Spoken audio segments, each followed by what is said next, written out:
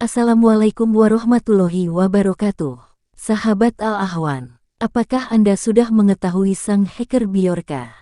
Dari mana asalnya? Siapa saja yang sudah pernah berhasil diretas oleh Bjorka?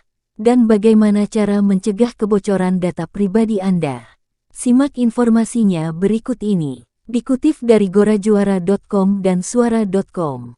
Bjorka adalah salah satu nama pemilik akun Telegram dan Twitter, yaitu @bjorkanism, yang akhir-akhir ini sedang menjadi trending topik dan ramai diperbincangkan di media sosial. Bjorka adalah salah seorang hacker, atau dikenal juga sebagai penjahat spesialis pencuri data kelas dunia, yang telah berhasil meretas data-data pribadi, perusahaan besar, dan termasuk lembaga pemerintah, khususnya pemerintah negara Republik Indonesia. Kemudian Bjorka menyebarkannya ke publik. Sahabat Al-Ahwan, Bjorka juga mengklaim telah meretas situs Kementerian Komunikasi dan Informatika, dokumen rahasia milik Badan Intelijen Negara, bahkan membongkar dalam kasus pembunuhan Munir.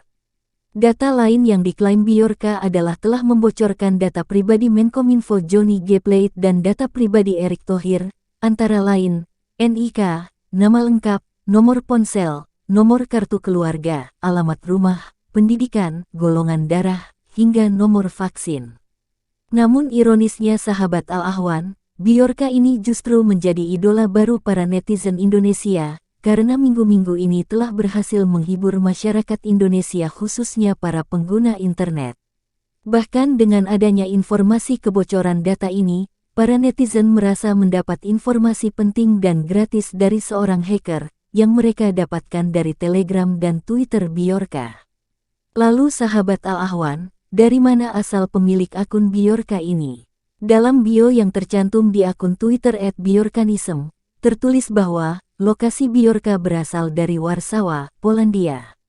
Mengutip situs Babynames, Bjorka atau Bjork berasal dari Skandinavia, yang berarti pohon bir. Nama Bjorka lebih sering digunakan pada perempuan dibandingkan laki-laki. Dalam sebuah utas Twitter @bjorkanism mengatakan bahwa dirinya berteman dengan salah seorang warga negara Indonesia. Sahabat Al-Ahwan, berikut terjemahan utas Twitter akun @bjorkanism milik Bjorka, yang ditulis sebelum akunnya hilang dan ditangguhkan. Saya ingin menunjukkan betapa mudahnya bagi saya untuk masuk ke berbagai pintu, karena kebijakan perlindungan data yang buruk. Apalagi jika dikelola oleh pemerintah. Saya punya teman orang Indonesia yang baik di Warsawa, dan dia bercerita banyak tentang betapa kacaunya Indonesia. Aku melakukan ini untuknya. Ya, jangan coba lacak dia dari Kementerian Luar Negeri, karena Anda tidak akan menemukan apapun. Dia tidak lagi diakui oleh Indonesia sebagai WNI karena kebijakan 1965, meskipun dia orang tua yang sangat pintar. Tulis Bjorka. Pertanyaannya, jika informasi yang ditulis Bjorka ini benar, besar kemungkinan teman tersebut adalah seseorang yang berhubungan dengan pemerintahan Orde Baru. Namun, bagi para netizen, sepertinya tidak terlalu peduli siapa, dari mana dan apa motif dibalik semua yang dilakukan oleh Bjorka. Para netizen seolah-olah telah mendapatkan informasi, bantuan dan hiburan gratis dari Bjorka. Bahkan, netizen justru rela patungan untuk membayar Bjorka. Netizen juga ingin Bjorka mengungkap semua kasus-kasus penting, kejanggalan dan kecurangan-kecurangan yang terjadi di pemerintahan Indonesia yang tidak kunjung selesai. Meski akunnya telah dinonaktifkan, cuitan-cuitan hacker Bjorka ini terus diabadikan oleh warganet di Twitter. Sahabat Al-Ahwan, kemudian, bagaimana cara mencegah kebocoran data pribadi Anda? Dikutip dari Katadata Co.id, bahwa ada 4 cara mencegah kebocoran data pribadi.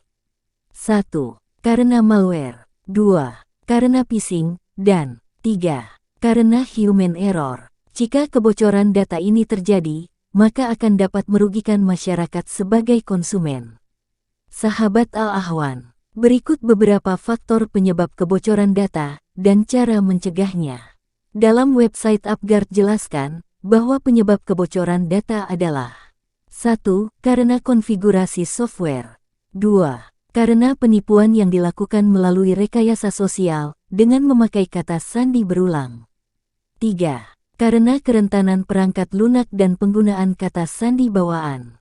Jika data sengaja terekspos ke internet atau situs yang tidak aman, maka peretas dapat mengambil informasi pribadi. Sahabat Al-Ahwan, mengutip dari kemenkeu.go.id, bahwa faktor penyebab utama kebocoran data adalah sebagai berikut. 1. Human error atau kesalahan manusia, yaitu kebocoran data karena menggunakan data pribadi pada situs website atau software gratis. Dari aplikasi tersebut, pengguna memasukkan data pribadi seperti nomor telepon, tanggal lahir, dan data lainnya, karena aplikasi dan website tersebut sangat rentan untuk menyimpan dan menyebarkan data pribadi pengguna. 2. Malware, yaitu program yang dirancang untuk merusak sistem komputer. Adapun jenis malware yang sangat berbahaya adalah spyware. Untuk mengantisipasi bahaya spyware ini, para pengguna harus memasang antivirus untuk menjaga komputer dari serangan malware ini, karena spyware sangat beresiko mengumpulkan data pribadi pengguna. 3. Phishing, yaitu memanfaatkan email untuk mengelabui korban. Pelaku phishing biasanya mengirimkan rincian informasi dan mengatasnamakan pihak tertentu. Hal ini dilakukan untuk memancing korban untuk mengklik tautan tertentu dari email. Jika hal ini terjadi pada Anda, maka Anda harus berhati-hati, terutama jika ada perintah untuk memberikan nomor rekening atau data pribadi. Oleh karena itu, Anda disarankan untuk memeriksa apakah pengirim email dari pihak resmi atau penipu dengan menggunakan email palsu. Sahabat Al-Ahwan, kemudian, bagaimana cara mencegah terjadinya kebocoran data? 1. Waspadai penggunaan Wi-Fi di tempat umum, karena Wi-Fi umum biasanya tidak diketahui keamanannya. Salah satu cara menghindari kebocoran data yaitu mengaktifkan VPN ketika mengakses internet. 2. Hindari menggunakan Wi-Fi umum ketika Anda mengakses mobile banking, berbelanja online, dan webmail. Salah satu cara menghindarinya, Anda bisa buka pengaturan dan tidak memberikan izin perangkat untuk mengingat detail login. Kemudian cara lain yang bisa dilakukan adalah menghapus titik akses Wi-Fi ke pengaturan jaringan perangkat seluler setelah memakai hotspot Wi-Fi publik. 3. Gunakan software asli. Pemakaian software bajakan sangat rentan terhadap malware. Oleh karena itu, maka Anda bisa membeli atau mengunduh aplikasi resmi untuk perangkat komputer atau HP. 4. Hindari situs phishing atau website berbahaya.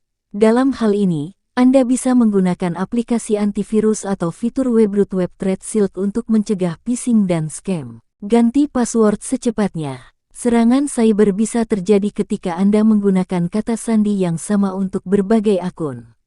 Contohnya email dan kata sandi sama untuk mobile banking, media sosial, dan PIN ATM. Sebaiknya Anda menggunakan password yang sulit ditebak dan dideteksi. Misalnya menggabungkan nomor, huruf kapital dan angka.